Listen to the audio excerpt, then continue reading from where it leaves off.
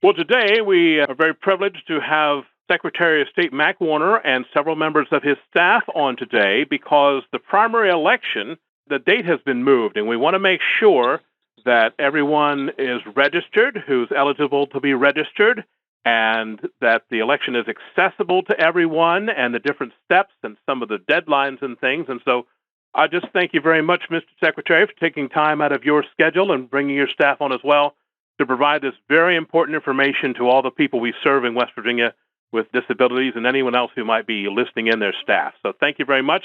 Thank you very much for that introduction, and I do appreciate you, Doug, and Liz Ford, the Executive Director for the ARC of West Virginia and People First of West Virginia, inviting us onto this call.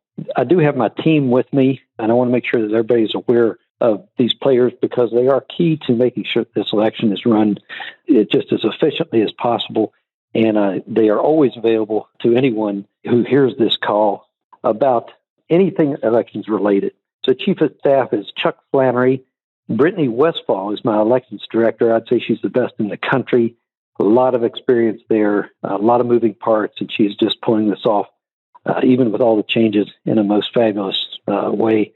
Dee Kiersey is my Chief Legal Counsel. Dave Tackett is the Chief Technology Officer. Mike Queen is Communications Director, and Jennifer Gardner is the Assistant Communications Director as well. So again, all of that team, and then we have field reps throughout the state as well. They are all at your disposal to answer questions of any nature dealing with elections. What I want to talk about today is what has happened so far, why it has happened, where we are in the process today, and then where we're going through this June 9th primary date now that it has been moved from May 12th. Governor Justice did at the 1st of April change that election from May 12th to June 9th, and that was due to several reasons. The coronavirus is, of course, of utmost concern to everybody with the health concerns that it presents to us all. And at the time that the decision was made, our own coronavirus medical experts, Dr. Clay Marsh, was asking the governor to postpone the election because it was looking like the peak of this virus would hit right about the time of that primary. Also, had we proceeded with that original date, the early voting period would have overlapped with the president's decree asking us to to stay at home through the end of April. So we didn't want to be contradicting the president's advice, the national CDC's advice. And so the governor made that prudent call to postpone the election. We then also asked for the Attorney General's opinion because even in a time of crisis, you can't ignore the law. The law requires here in West Virginia that a person to vote an absentee ballot must make an application for that absentee ballot. And so using the coronavirus as the medical reason for people to be able to ask for an absentee ballot, the Attorney General did verify that that was a proper medical reason. And so we proceeded to work with the 55 county clerks to have them send out an absentee ballot application to all 1.2 million registered voters in the state of West Virginia. So anybody who has any concerns whatsoever about the coronavirus can vote an absentee ballot. They simply have to fill out that application, and it should have arrived in your mailboxes by now or will be very shortly. Simply fill that out in your own handwriting, mail it back to your county clerk, and then they will send you a ballot. Now, if anybody were to get more than one application, either in the mail or if you had already requested one, there's no problem with having two applications. Just throw the extra one away.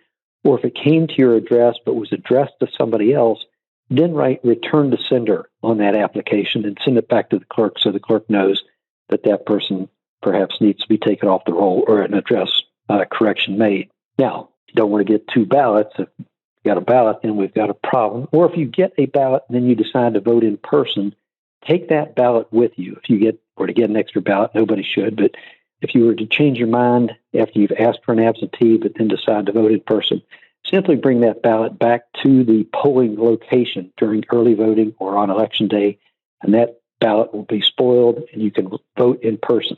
Those early voting periods are May 27th to June 6th, so you can vote in person during early voting, or you can vote in person on June 9th. So you have all the options: voting absentee, you can vote in person, or you can during early voting, or you can vote in person on election day. And actually, people with disabilities, certain disabilities, can vote using the electronic voting process, and we'll talk more about that in a little bit. That's known as the Democracy Live web-based voting option. So of utmost concern, especially for that in-person voting opportunities, we have the health and safety of the voters and the poll workers foremost in our minds. The clerks are taking extra precautions right now to plan for the health and safety of people, the sanitation at voting locations. So we are literally dealing with barrels of hand sanitizers that are being ordered, gloves, tens of thousands of the gloves, the face masks, the hand sanitizer, of course, tape to mark off 6-foot intervals for social distancing, Clorox wipes to wipe down equipment and that sort of thing. So if you want to bring your own stylus or your own pencil to the voting location, should you vote in person, if you want to bring your own masks, all those sorts of things are being taken into consideration as we move towards the actual voting process. Do know that this is not a vote by mail state. That is a term of art that means in a vote by mail state, and there are only a handful of these states, usually on the West Coast, that actually send the ballots directly to people without that application process. That is not the case in West Virginia, and there's several reasons for that. One is there's a potential for fraud, there's waste and abuse in that situation, extra printing of ballots and that sort of thing. But here in West Virginia, about a fourth of our voters are, some people call them independent. They're not affiliated with a major party. And in that case, they get to choose between a Republican or a Democrat or a Mountain Party ballot. The application allows them to do that. They can pick one of those to participate in during the primary. Also, when we get that application back or the clerk gets it back, we know that there is a live person, that there's a current address, that they want to participate in the election. So there are a number of reasons for that application process. The information for all of this is at our website, govotewv.com. Again, that is govotewv.com. I encourage you to go to that website at your leisure. All kinds of information is on there, from the registration process through the application process. You can track your vote to see whether your ballot has arrived back in the county clerk's office and that sort of thing. So it's a very key website. The other thing that I would mention is you can always refer to your own county clerk's website as well. That is where the most current information will be located should there be a situation where a precinct has to be moved or combined, that sort of thing. The county clerk in each of the respective counties has the ability to make those judgment calls, and will get that information out through their own social media as well as regular print and news media to keep people informed. Let me turn for a moment to the Democracy Live platform. That was something that I was very proud of our legislature this year passing unanimously, so it was bipartisan, to give voters with certain disabilities the opportunity to vote using electronic voting. Here's where West Virginia is out in the forefront across the nation. We did this 2 years ago with regards to soldiers and overseas voters, and this year the legislature extended it legally to voters with certain disabilities. So there will be a video that will show that process. It is very easy. We've already had our first voter use this. It was on March 27th when a voter with a disability was able to vote. Actually, I was there to watch her after she had voted from her front porch and talked to her. It was she had a very complimentary remarks to make about how easy it was, and where this is now an option for voters who physically can't go to the polls or who couldn't vote a secret ballot can now do so using their own mobile devices to cast those votes. I can assure you that the clerks are ready for this process as well as the voting in person processes, but do understand that there's going to be an awful lot of work on these clerks, so we need to all have patience with the clerks because they will be dealing with a mountain of mail that comes in. We typically only have 2 to 3% of our people who vote absentee. In this election, it could be up to, say, 50%. And so that's going to be an awful lot of work. But first, taking care of those applications, putting the ballots into the proper envelopes, getting them to the voters, and then opening those ballots when they come back. The application process actually provides us a third opportunity for signature verification. So when you registered to vote, there was a signature that was affiliated with your registration. Now with that application, you will have a second signature. And then when you vote the ballot, you will be signing the outside of the envelope and that is a third signature. And that's how we keep integrity in the process to make sure that that is the person who is casting that ballot and that it is properly being done. So we are just now launching 2 campaigns. One is a voter accessibility and election protection campaign. This is where we are explaining to the public at large this process that I've been talking about so far with regards to the health, safety, sanitation, the accessibility, that you can vote in person, you can vote early, or you can vote on election day. We're talking to the poll workers and the public at large about the safety with the masks and even face shields that may be provided, masks, gloves, hand sanitizers, and all the best practices that we are learning from other states who have already had their primaries, and now we are applying those to our situation here in West Virginia. The second half of the campaign that we're talking to people about is election and voter fraud. Unfortunately, when you do a paper process through the mail, again, I emphasize we are not a vote by mail state, but we are voting absentee using the mail. But that opens up extra opportunities for fraud. Somebody impersonating someone else, signing where in place of someone, picking up ballots, returning ballots. It's called ballot harvesting. There are just a lot of different opportunities for something nefarious to occur. So we're educating people about those opportunities. And if they see those, someone that causes you to have suspicions about whether what they're doing is proper or not, we're asking you to help us. And that is to call our fraud hotline. And that number is 877-FRAUD-WV. And you can get that actual number from our website. The WVSOS.gov is the official Secretary of State's website, or the govotewv.com website, which is election related. We are working with the U.S. Attorney. He has formed a task force with the FBI, state police, and our office, where we are working together with our investigative teams to look into any improprieties in this whole process. So again, if you do see something or you feel something is wrong, if somebody brings you that ballot and you haven't asked them to pick it up out of your mailbox, or if they come out to pick it up and they've got 4 or 5 ballots in their hand, something is wrong, because you can't bring back more than 2 ballots. One person is limited by law to only turning in 2 ballots, for say them and their husband or wife or somebody else living with them. That's why you're allowed to take 2, say, back to the county courthouse. But if there's any more than that, then somebody's probably up to something they shouldn't be doing, and that's where we want to know about it. So if you see something, say something. Another thing that I want to mention is just the election night reporting. We've all gotten accustomed to the electronic tabulation and so forth, and people expect results immediately on election night. In this case, where so many people are voting absentee, if it's a runaway election, we may have those results somewhat as usual on election night, because again, maybe 50% of those ballots will be in on election night using the absentee process, that the clerk simply have to run it through the tabulators, and we could have election night results. But we may not have the other half. That is where people have sent ballots in all the way up to election day, and you can wait all the way up until June 9th to send in your ballot, but it does need to be postmarked by June 9th.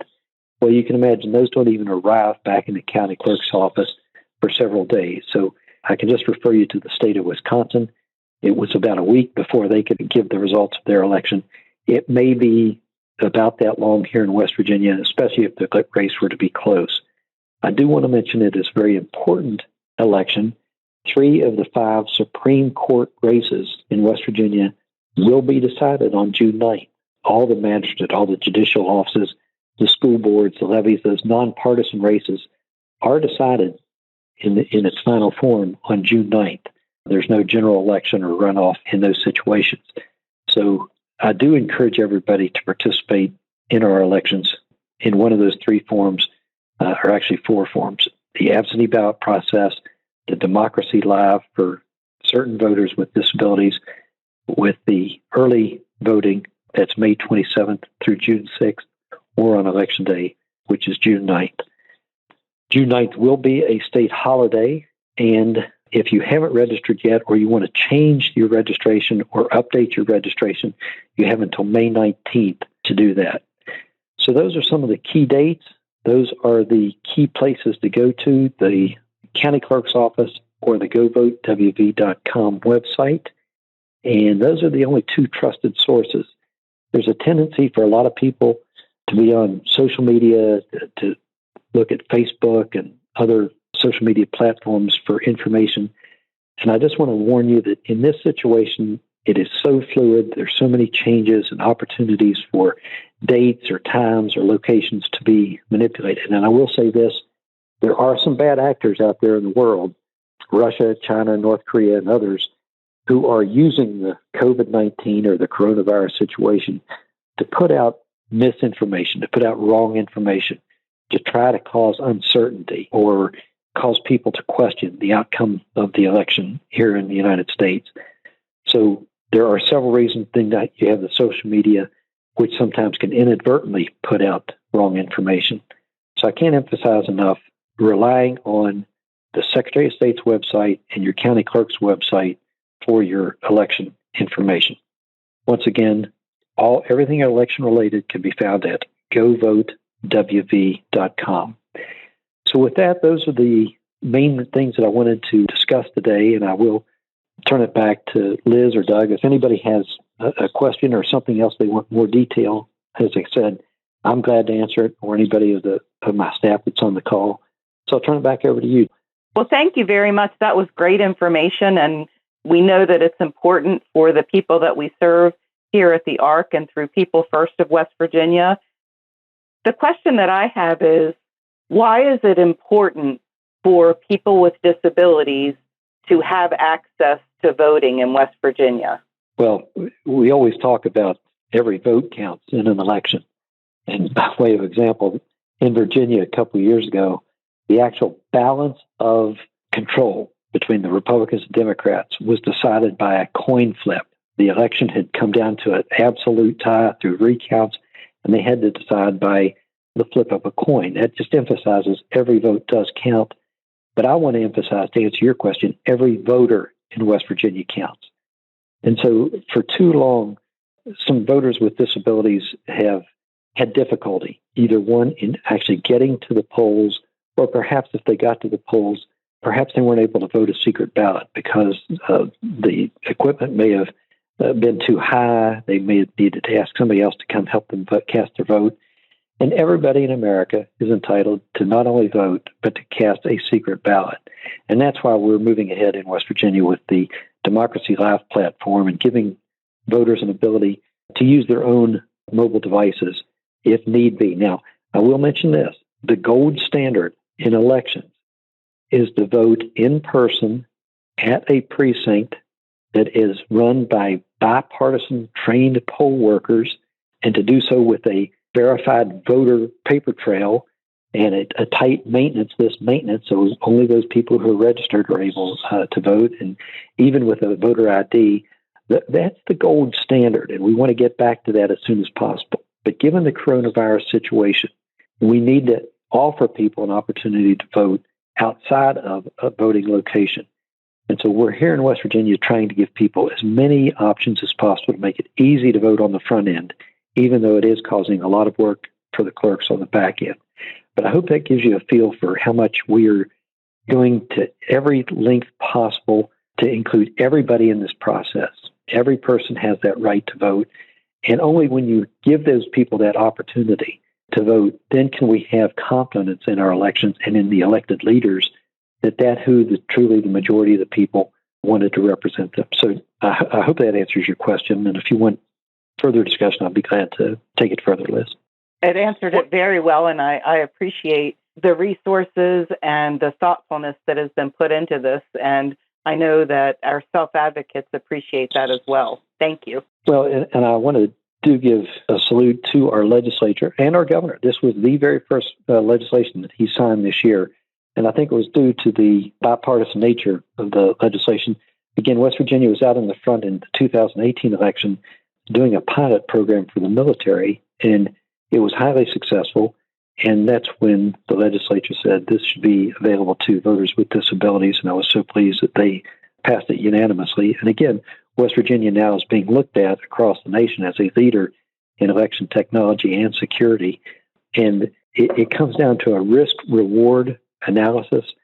And the risk of somebody actually trying to hack into this small segment of the society is low, whereas the reward is high. People are able to cast that ballot from the comfort of their home with the knowledge of the security that their vote will be counted.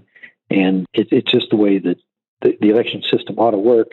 And once it's, like I said, once it was proven with the military, we were able to extend it to voters with certain disabilities.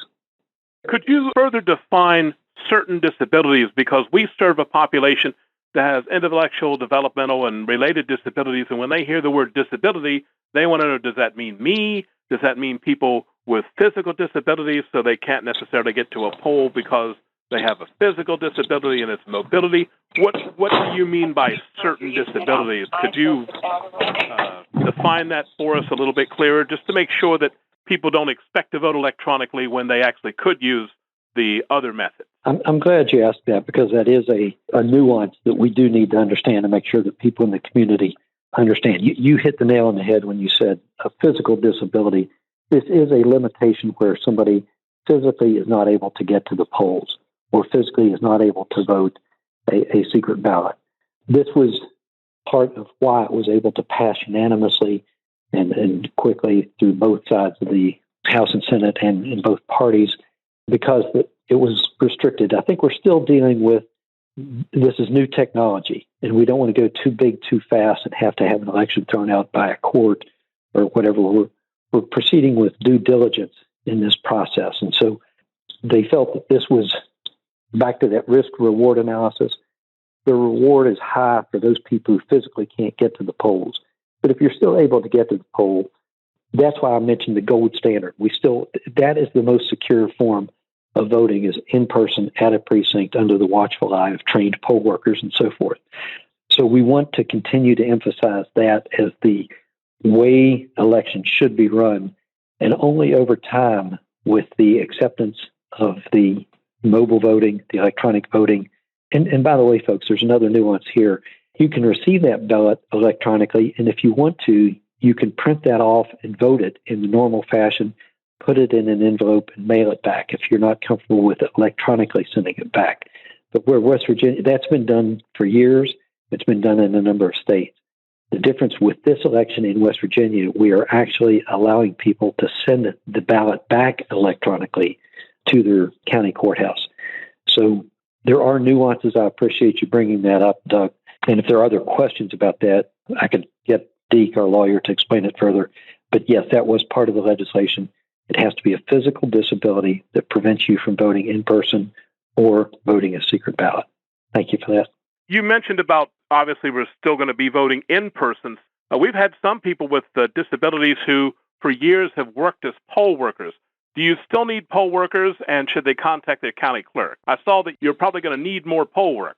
We will, because typically folks who man the polls have been doing this for decades, and it's those people over 60 that are most susceptible to the coronavirus. So in other states, we have found that those people then elect not to work the poll in this particular election. So we're asking people who are not as susceptible to the coronavirus to step up. And the best way to do that is through the county clerk right now. On that govotewv.com webpage, there is an opportunity to put in your information. We will then relay that pertinent information to the county clerks. And if they need you, they will have you on a call list that they will contact you. Some counties need that assistance and others don't. So it really is a county-by-county situation. And the same thing goes with auxiliary workers working inside the courthouse to help process these absentee ballots. But the county clerk is in the best position to make those calls. Thank you.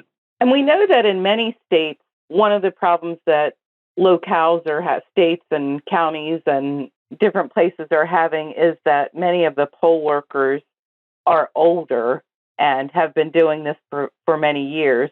Does West Virginia have a program or some way to reach out to other people, maybe some younger people, to volunteer at the polls, or different groups or organizations that could perhaps help? Sure. Just a couple of weeks ago, we launched a campaign called Operation Elective Service. And it's an Uncle Sam poster with his finger pointed at you, just like we saw back in World War II, the I want you type poster. This is an I want you to volunteer to be a poll worker. So we are doing that in the first several days. I think we had 60-some people who had already signed up to do that around the state, and I suspect it's grown since then. So, yes, the best way is there's two ways. One is that website. You can also go to your party leaders, either Republican or Democrat party chairs in those respective counties, and they can take your information. So there are a number of ways to do this if somebody is interested in working at the polls. Could you please cover some of the important dates that are coming up? This Friday, April 24th, is when the ballots will start going out, these absentee ballots. If people have been sending in those postcards requesting the ballot, those will begin being shipped out on Friday, so you can start to see those next week. And Friday is also when the Democracy Live website will be turned on that allows those certain voters with disabilities to be able to vote electronically. That will be turned on the 24th as well. So the 24th is a key date. May 19th is a key date for that the registrations to occur. And then the early voting starts May 27th through June 6th for that June 9th primary. And by the way, if you're concerned or interested in the municipal elections, those have also been pushed back about a month. So those municipal elections, the city elections, will be held July 21st and July 28th. And so check your local websites and clerks for that information.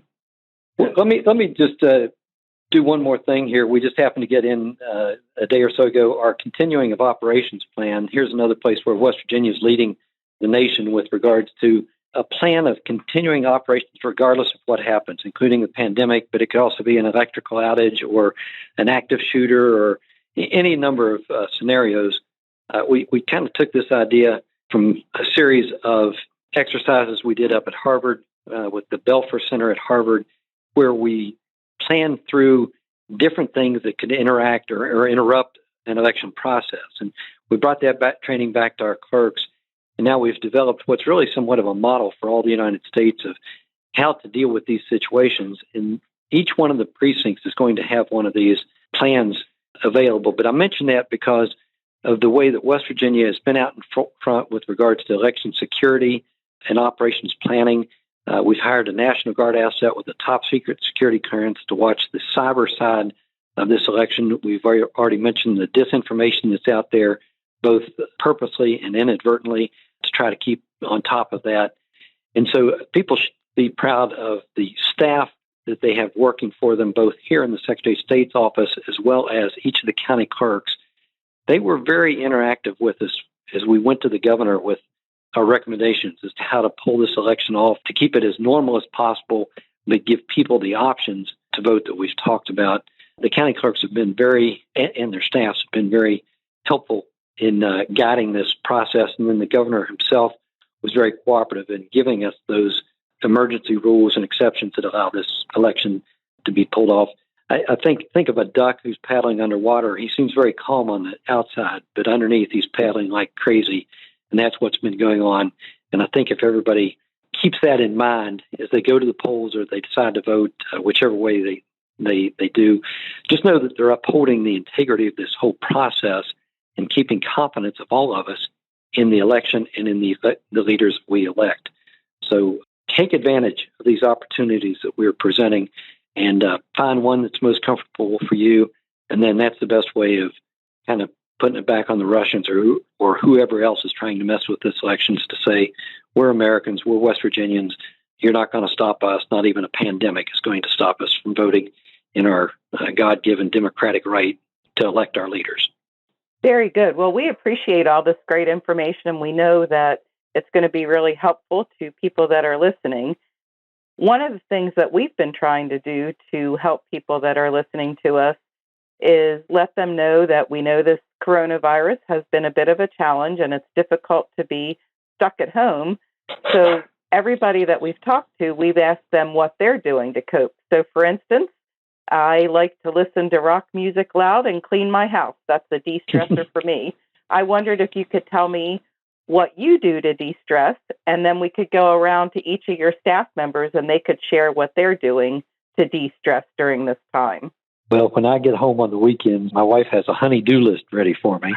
And recently it has been cutting wood and preparing her garden. So we put together a flower bed or a garden bed this last weekend. And she's anxiously waiting for me to get home this weekend to fill it up and let her start the planning process. So I just love working in the yard. I love seeing the actual results. A lot of times we're pushing paper or doing elections-related material, and you don't see the outcome of that until actual election day. Whereas if you're doing some physical, cutting down a tree or preparing a flower bed, you see the end result of that at the end of the day. So I appreciate that question. Mike or anybody else on the call want to chime in with what they do to de-stress? This is Mike Queen. Actually, I'm spending a little bit more time walking, which I should be doing anyway, to offset the number of pounds I have gained with this stay-at-home order. I'm sure none of you all are having that problem, but I am. We're not going to have that discussion on here. Okay, there you go. Yeah, this is Chuck Flannery, Chief of Staff, Deputy Secretary for the Secretary of State's office. While we are handling these crises and the pandemic, while it's important work that we do, it's also important that we take care of ourselves. I often find myself, walking the dog in the evenings and in the mornings before I come to work, way to keep, us and the family close together, the ones that I'm quarantined with. So we can still go out and, wave at our neighbors from afar, look at all the different things that, our neighborhood's doing to encourage each other to stay safe, like the bears and windows for the children that walk by. It's always just good to stay connected with your community from afar and hope that that very quickly we can get out of this and go back to visiting each other in their homes and having dinners together. So it's a really important time for us to stay, keep what's important in front of us and do what it takes to stay safe. Well, that's wonderful. If you make it to Parkersburg, we have a big bear in our thrift shop window, so I love drive it. by there. That's great. That's great. I love it. And Jennifer Gardner's here as well. I'm going to have a couple words to mention. Well, my boyfriend and I bought our first house last year, so this will be our first year having a garden, like the secretary. We've been ripping up our backyard, and that has been quite a process. The previous owners put a lot of work into the landscaping, so we're very fortunate for that, but it's a heavy lift. So we're learning a lot. It's our first house. Very good. Well, best wishes on that. Hey, Liz, thanks for asking us that question. Those are easy questions, but we're so unprepared for it, as you can tell. we don't get those kind of questions, so thanks for asking. You're welcome. West Virginia's Secretary of State, Mac Warner, and several of his staff members have been on the call, and we appreciate the information. The main message has been that the primary election for this year, still happening, moved from May 12th to the 9th. All the information that you need is at govotewv.com. There's still time to register through May 19th and get your absentee ballot request in by June the 3rd, and then make sure everyone's vote is counted on June the 9th. That's a state holiday. Thank you all very much. We appreciate this very, very much to get this important information out to make sure that everybody counts. Thank you for joining us. Sure. Thank you.